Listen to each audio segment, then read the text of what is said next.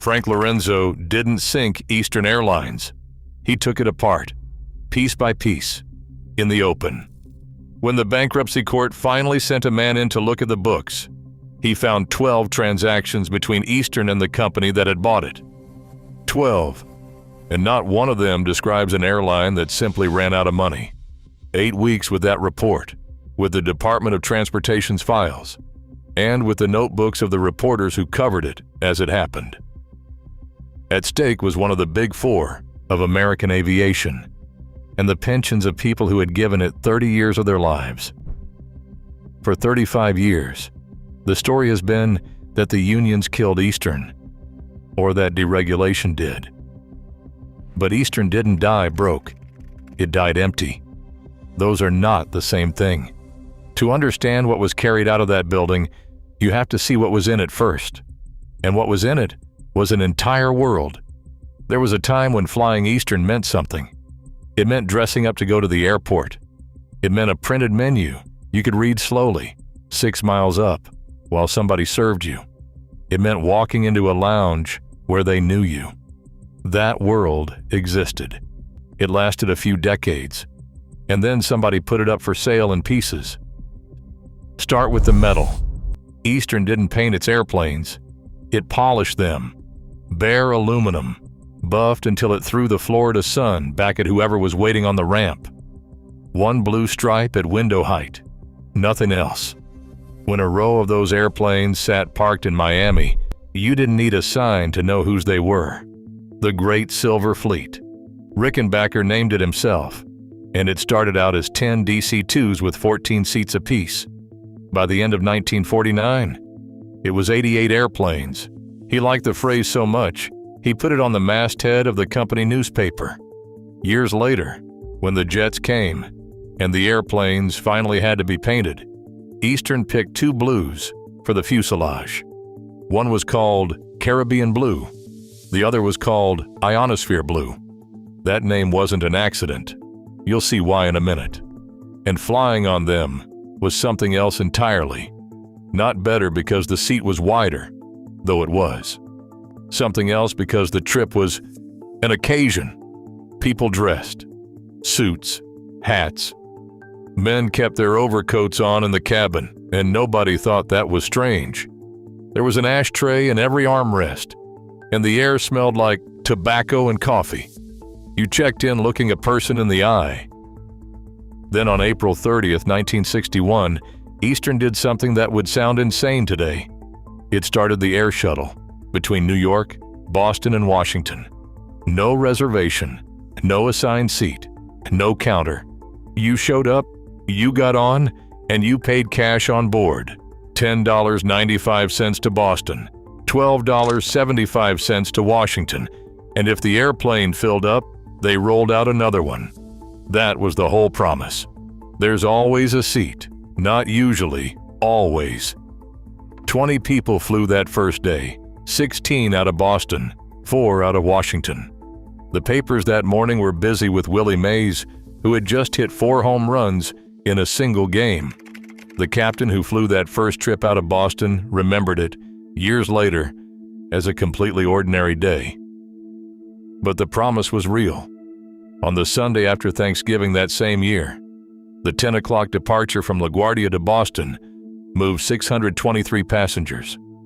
On 7 airplanes, 1 slot, 1 hour, 7 aircraft pulled out of the hangar because somebody had promised there would always be room. And then there was the ground, the Ionosphere clubs. That's where the blue on the fuselage came from. Deep chairs, quiet. A place to wait that didn't feel like waiting. They grew out of the old first-class lounges of the 1950s, and they kept multiplying. By 1985, Eastern had 30 of them, spread across 28 airports, 30 rooms, for their own people. Think about what that means for a second. Today you pay to pick a seat. You pay for the bag. You pay to board ahead of the person next to you. Back then, the airline would pull an entire airplane out of a hangar rather than tell you to wait. One piece of it survived. At the airport in New Orleans, the Ionosphere Club just stayed where it was after Eastern disappeared. Nobody leased it. The rent was too high, So the space sat there with its original furniture and the name still painted on the wall. The room outlasted the airline. All of this worked for decades. From the outside, it looked like it couldn't fail. But while Eastern was polishing airplanes and opening lounges, something was growing inside the house itself. It wasn't Lorenzo.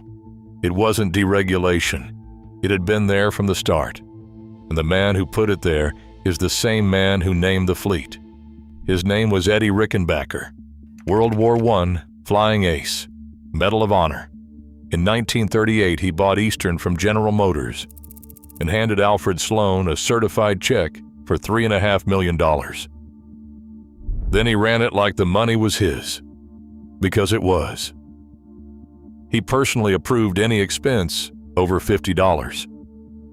He turned off the lights in empty offices himself on his night walks through headquarters. He set his salary at $50,000 in 1938 and never raised it for 25 years. He started a company newspaper to talk to his people. In one issue, he told them that none of them was doing so much work that he couldn't do more. And it worked. 26 straight years of profit, without a dollar of government subsidy. But look at where he wouldn't spend. The captain saw no reason to spend more than $1.25 on a passenger's meal. There's the crack. Because in those years, the federal government set the fares. Every airline charged the same price for the same trip. Nobody could go cheaper. So, there was only one way left to compete: service. Pan Am had the champagne. Braniff hired the designers. Eastern had airplanes that ran on time and $1.25 on the plate. And it couldn't escape somewhere else, because the same regulator that fixed its prices closed its maps. Eastern asked for transatlantic routes. Denied. That was for Pan Am and TWA. It asked for the West. That went to Delta and National, North and South, New York and Florida.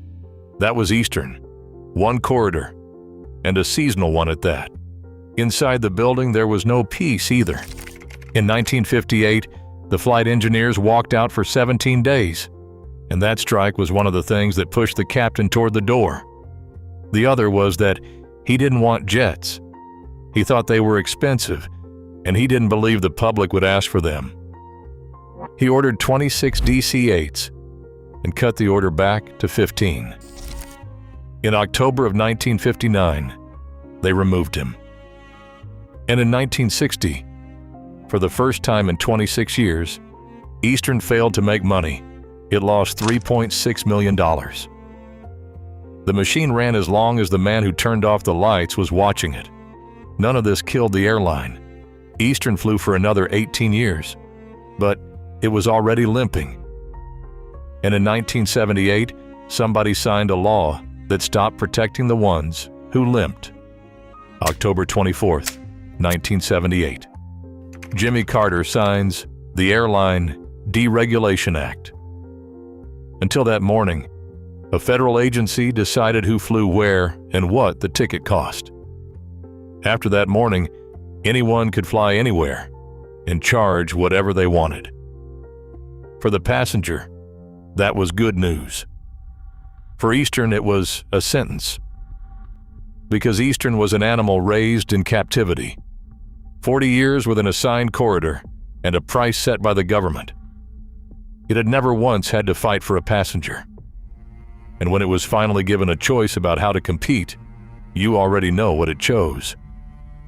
Airplanes that ran on time and $1.25 on the plate. Now anyone could walk in. And somebody very specific did. In September of 1980, a holding company newly incorporated in Houston announced it was launching a cheap airline in the Northeast. It was called Texas Air Corporation. That November, it interviewed more than 1,000 people in a single day in a New York theater to staff the whole operation. On December 19th, the first flight took off. New York Air, LaGuardia to Washington, with 5 passengers on board, out of 125 seats. 19 years earlier, Eastern shuttle had started just as empty. The difference was in what came next, because New York Air set up in Hangar 5 at LaGuardia and put flights every hour between New York, Boston, and Washington. Exactly the three cities of the Eastern shuttle. Exactly the same frequency. That wasn't a coincidence. That was the target. On Eastern, the run to Washington cost $59. You got a guaranteed seat and nothing to drink. New York Air priced it at $49, with a reserved seat and a cocktail, and at midday, $29. That first day, most of its flights went out half empty. The noon flight, the $29 one, went out full. The man who built it was named Frank Lorenzo. And here's the detail almost nobody tells you. In the early 1960s, Lorenzo had worked in the finance department at Eastern Airlines. He knew the house from the inside. New York Air lost millions in its first year. Lorenzo didn't care. He wasn't after profit. He was buying share, and he was rehearsing something else, because that airline was deliberately built without unions, and the plan was kept quiet until it was too late to stop. And the money to build it didn't come from nowhere. It came out of Texas International, the unionized airline in his own group. Its pilots ended up picketing over it. Take the money out of the company that has a contract. Put it into the one that doesn't. Hold on to that sentence, because 6 years later, Eastern would open the front door for him. The man who took the controls next had orbited the moon. Frank Borman, commander of Apollo 8. On Christmas Eve of 1968, he read from Genesis Live, from lunar orbit, to one of the largest television audiences ever assembled. And in 1970, he landed at Eastern as a vice president of operations. He moved up fast. The board in July of 1974, president in May of 1975, chief executive in December of that same year, chairman 12 months after that. The employees called him the Colonel, and the Colonel arrived cutting. He closed the New York office and consolidated everything in Miami. He eliminated more than 750 management jobs. He got rid of the corporate jet. He got rid of the limousines. And he asked the workforce to give up 3.5% of their pay on the promise that it would come back with interest once the profits did. They agreed. They agreed to the uniforms too, because the Colonel decided to dress Eastern's flight attendants in drab green, army green, the color of his other life. The airline of polished silver, dressed like a regiment. And it worked. The 4 most profitable years in Eastern's history came under him. That's when Borman made the BET. In December of 1977, Eastern trialed 4 leased Airbus A300s. No airplane had ever performed that well from day one in that company. And it burned 30% less fuel than the TriStars. On April 6, 1978, Borman ordered 23 of them, $778 million. That same year, he signed for 21 Boeing 757s, $560 million more, $1.3 billion in airplanes, in 12 months. And it wasn't madness. It was exactly the right move if you were flying in a world where the government guaranteed your route and fixed your price. 6 months after he signed for the Airbuses, Jimmy Carter signed Deregulation. Borman had bought the most modern fleet in the country to operate in a world that ceased to exist while he waited for delivery. In 1982, he tried to grow into it. As Braniff went under, Eastern paid $11 million for its Latin American routes. 3 weeks later, Braniff filed for bankruptcy. The debt kept climbing. By the end of 1985, Eastern owed $3.5 billion. A year after that, it would sell the whole company for $600 million. But before that sale could happen, one more thing had to occur. The House had to declare war on itself. Standing on the other side was a man who had started with his hands. Charlie Bryan joined Eastern in 1956 as a mechanic. 16 years under the airplanes, until he went full-time to the Union in 1972. He ended up running Machinist District 100, about 10,000 Eastern workers. He was not a negotiator from an office. He came off the hangar floor, and he came from winning. In 1983, the company and its banks, Chase Manhattan and Citibank, demanded concessions 3 times.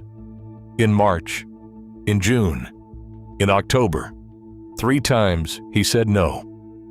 His mechanics had won a 32% raise and held on to their work rules while the rest of the industry was cutting.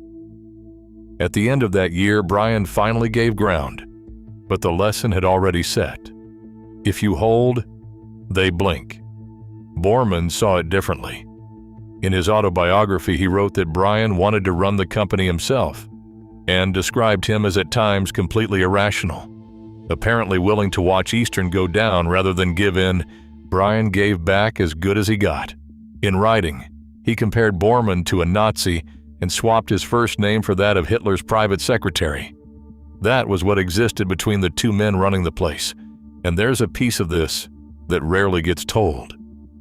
The machinist's toughness didn't only anger management. It angered other Eastern employees who watched one group hold the line while they handed money back. The airline was split 3 ways. Then February of 1986 arrived. The bank set a date. Eastern had until Friday to cut $450 million out of labor costs. If it missed, it went into technical default on $2.5 billion in loans. That wasn't a negotiation. That was a deadline. The pilots took a 20% cut. The flight attendants took 20%. That left the machinists. Brian said no. He had a signed contract, and he intended to hold the company to it. Friday came and went. On Monday night, Frank Borman sat down with Frank Lorenzo. And on Tuesday, February 25, 1986, Eastern Airlines, 60 years in the air, was sold to Texas Air Corporation for around $600 million. Less than a sixth of what it owed. Borman defended it. He said it was a good deal for everyone, shareholders and employees both. Lorenzo, walking out of that meeting, said he was an airline builder, not a union buster. Remember that one too, because 10,000 mechanics had defended their contract to the end, and they had just won something no management could ever have taken from them. A new owner, one who had done this before. He'd done it once already. In 1983, Frank Lorenzo put Continental Airlines into Chapter 11. The airline still had around $50 million in cash. It hadn't run out of money. It went into bankruptcy so the labor contracts could be broken, and it worked. That was the rehearsal. In 1986, he bought Eastern, and what followed wasn't management. It was a move. When the bankruptcy court finally sent a man in to look at the books, he found 15 transactions between Eastern and companies owned by its own owner. Listen to them. Texas Air's acquisition of Eastern. $16 million Texas Air owed to Eastern. Management fees Eastern paid to Texas Air. A joint sales company between Eastern and Continental. Aircraft transferred from Eastern to Continental. People Express notes. Eastern bought from Texas Air.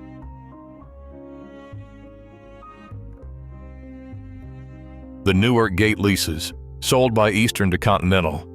The International Route Authorities, transferred from Eastern to Continental. A fuel management arrangement with Texas Air. The sale of System 1, Eastern's reservation system, to Texas Air. Transactions with Bar Harbor Airways, and strike contingency fees paid by Eastern. Of those 15, 12 contained facts sufficient to support claims against Texas Air, Air and Continental, and the 3 legal grounds named in the report are these: fraudulent conveyance, breach of fiduciary duty, constructive fraud on creditors. David Shapiro filed that report on March 1, 1990, after taking testimony from more than 100 witnesses. While the examiner was working, in June of 1989, Eastern sold the shuttle. the service it had invented in 1961, the one that pulled 7 airplanes out of a hangar on a Sunday night so that nobody got left behind. Donald Trump took it. $365 million, 21 Boeing 727s included.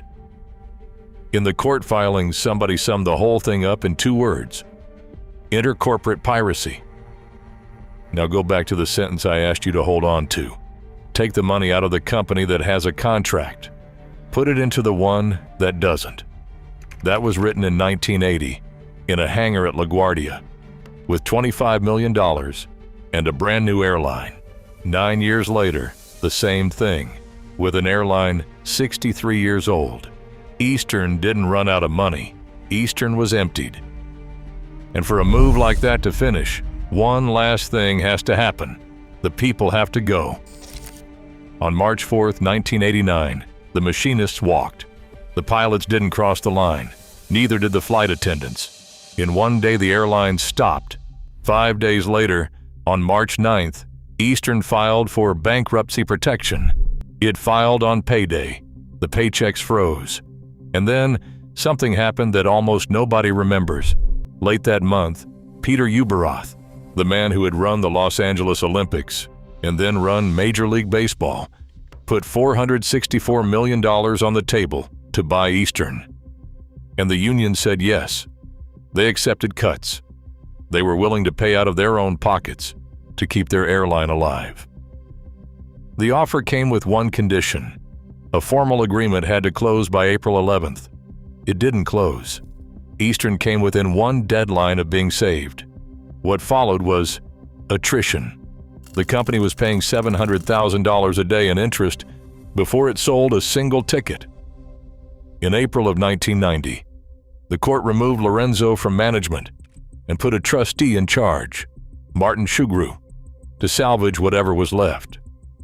There wasn't much left. January 18th, 1991. At midnight, after 22 months of dying, Eastern Airlines stopped flying. 18,000 people worked there. 5,000 lost their jobs that same day. But the paycheck wasn't the worst of it. Follow this sequence slowly. Until 1983, Eastern's pension plans were funded almost in full, whole. The money was there. By the start of 1990, they were 78% funded. That October, the Federal Pension Guarantee Agency had to take over all 7 of the company's plans. And Continental, the sister airline, the one with the same owner, had committed that September to absorb close to $700 million of that hole, paid out over 13 years. In December of 1990, Continental filed for bankruptcy. The commitment was void, 6 weeks before Eastern turned out the lights. From then on, only what the law guaranteed got paid. Health coverage wasn't part of it. A captain expecting $3,700 a month received $1,407. 30 years of flying, less than half. If you flew with them, or if you worked there, tell me about it below. It doesn't have to be a big story. Tell me the run you used to fly, or what you were wearing that day. I'm going to read all of them. As for Frank Lorenzo, the Department of Transportation eventually declared him unfit to run an American airline. And there's one last detail. When that bankruptcy reached the courts, the case wasn't filed under the name Eastern Airlines.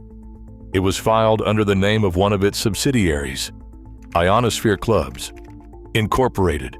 The lounges, the deep chairs, the blue on the fuselage that carried their name. 30 rooms across 28 airports. That's what ended up written on the file. An airline that flew for 65 years died under the name of its waiting rooms. A little while back, an airline passed through this story. Eastern bought its routes for $11 million. 3 weeks later, it was bankrupt. Braniff. And look at how strange that is. Eastern refused to spend more than $1.25 on a passenger's meal. Braniff did the exact opposite. It hired the best designers in the world, filled its airplanes with color, and turned the act of flying into a show. It died almost 9 years before Eastern did. That video is right here.